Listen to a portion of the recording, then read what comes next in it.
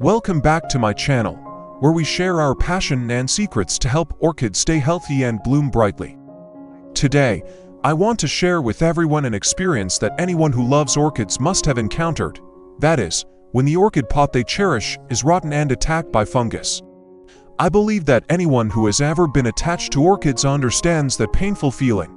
Just a little carelessness. After just one night, the leaves can be waterlogged, the roots turn black and brittle, and even the whole plant can die. Looking at this image, we can see that the orchid is in a not-so-good condition. Some leaves have turned yellow, with rotten spots, especially at the base of the leaves, a sign that the plant is waterlogged or infected with fungus. The roots in the pot have many dry and shriveled roots. The rest are also weak and have very poor vitality. If you are new to the channel, don't forget to click the like and subscribe buttons to support me, and don't miss any useful orchid care tips. I'm happy to accompany you on your journey to nurture and conquer the beauty of orchid pots. First, you need to cut off all rotten leaves. The tool needs to be sharp and clean, preferably a new stamp knife, to make the cut smooth and limit the spread. When cutting, be careful not to damage other leaves. You should cut about 1 centimeter away from the rotten spot to completely remove the pathogens that are deep in the leaf stalk. Next step, I will completely remove the old substrate. Many people regret keeping it, but in fact, it is a nest of fungi and bacteria. If you don't replace it, no matter how strong the plant is, it will be difficult to survive. At this time, the roots are very weak, so gently remove each part to avoid crushing or breaking the roots. Which country are you watching this video from? Leave a comment below to let me know. It's great that we can connect and share our passion for orchids from all over the world. After removing all the growing medium, use sharp, sterilized scissors to cut off all the dry, rotten roots that are no longer able to grow. In addition to English subtitles, you can also turn on automatic translation into your language to understand the content more easily. To display subtitles in the language you want, open the video, then click on the gear icon. Select Subtitles gives automatic translation, then select your preferred language. After pruning, I will clean the entire plant with clean water. Thoroughly washing the entire plant helps remove about 50% of the remaining pathogens. The cool water also helps stimulate the plant cells to awaken, so the plant will recover better.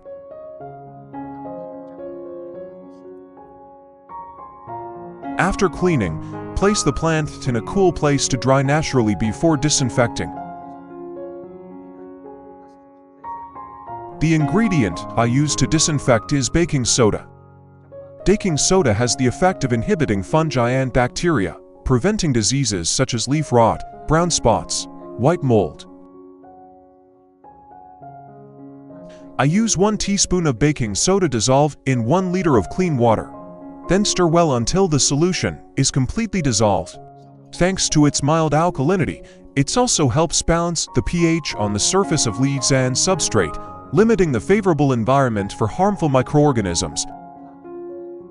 Next, I soak the entire orchid in this solution for about 30 minutes, helping the plant to kill all remaining mold and pathogens.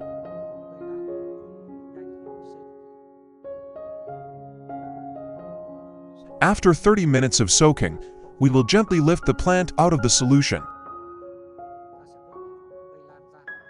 At this point, the plant has been completely cleaned. Then we place the plant in a cool place to give it time to rest before proceeding to the next step. The first ingredient I use to make fertilizer for orchids today is fresh coconut water.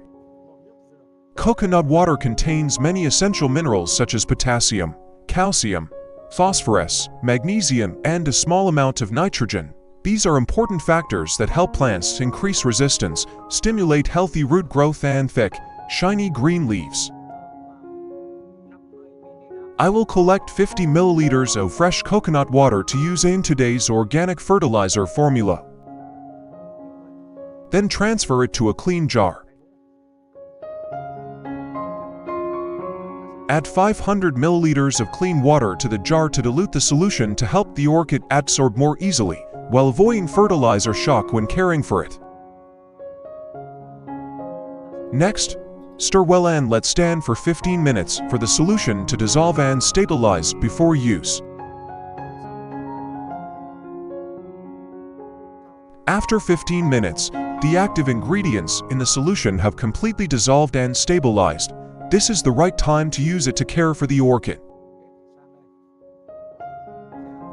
I use a soft cotton ball to absorb the nutrient solution, then wipe it evenly on both sides of the orchid leaves. Coconut water contains a lot of natural sugar, potassium, calcium, phosphorus, and especially plant hormones such as cytokinin, gibberellin, auxin, which help the plant develop roots quickly.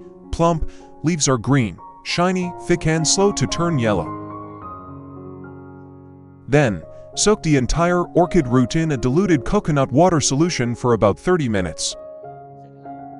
I jokingly call this giving orchids coconut milk, a method I really like. After 30 minutes of soaking the orchid roots in diluted coconut water, we will take the orchid out. At this time, our orchid will be stimulated to grow roots faster. The roots will be plump and healthy, while the leaves will be shiny green, thick, and less yellow.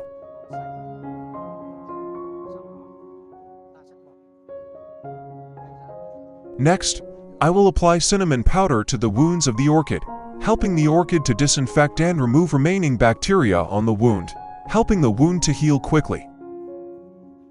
Thanks to its strong antifungal properties, cinnamon powder forms a dry protective layer on the surface of the cut, helping the wound to heal quickly, limiting sap flow and reducing the risk of spreading the disease to other parts. Then I put the plant in a dry place to rest for 1 day before replanting it in the substrate.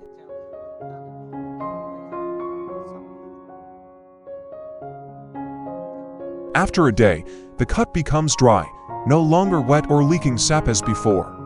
I will proceed to replant the orchid in the pot. The growing medium I use is pine bark. We will put larger pieces of pine bark under the pot to help the growing medium drain better. Next, we will place the orchid in the pot, and then we will add pine bark. Spread the pine bark evenly to help fix the orchid more firmly, avoiding the plant from tilting or falling. This also creates conditions for the orchid to absorb nutrients more stably from the growing medium. After planting the plant, I will cover the surface of the growing medium with a layer of moss. The moss layer has the ability to retain moisture very well, helping the growing environment to always maintain a stable humidity, especially on hot sunny days or when the grower is busy and has not had time to water. At the same time, moss also creates a natural cushion for young roots to cling to, grow healthily and spread quickly. After planting, there is a little coconut water left. I will use it to water the orchid. When watering the orchid roots with diluted coconut water, the plant will be stimulated to grow roots faster. The roots will be plump, healthy, white, while the leaves will be shiny green, thick, and less yellow. At this stage, we will move the plant to a dry, cool place with gentle light to help the plant have the best recovery environment. And this is the result after 4 weeks of care with natural fertilizer. The orchid leaves are thick, glossy green, and when the sunlight shines on them, they emit a cool green color, bringing a feeling of freshness and hope. The surgical wound seemed to have almost healed.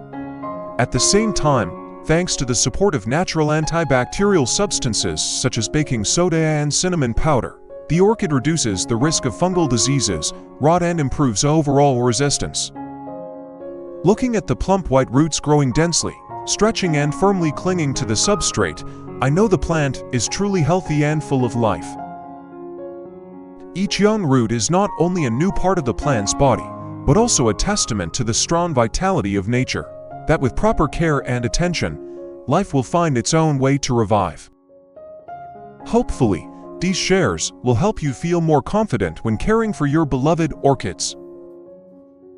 If you find the video useful, don't forget to like, subscribe to the channel and turn on the notification bell so you don't miss out on the next great tips. Thank you for watching. See you in the next video.